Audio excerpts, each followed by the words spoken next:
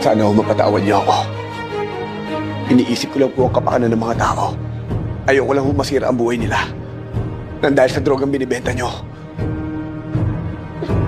Tingnan mo ang nangyari sa atin. Dahil sa prinsipyo mong yan, muntik na tayo mag-ama. Ngayon, sabihin mo sa akin, kinahiya mo ba maging isang Montenegro? Hindi ho, Papa. Hindi ko kinahiya na maging isang Montenegro.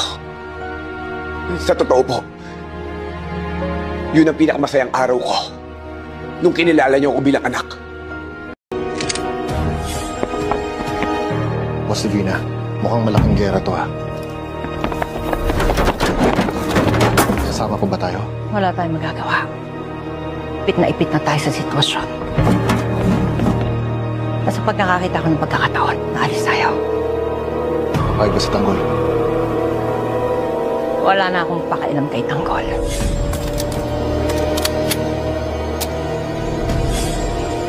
Tayo ba inisip niya?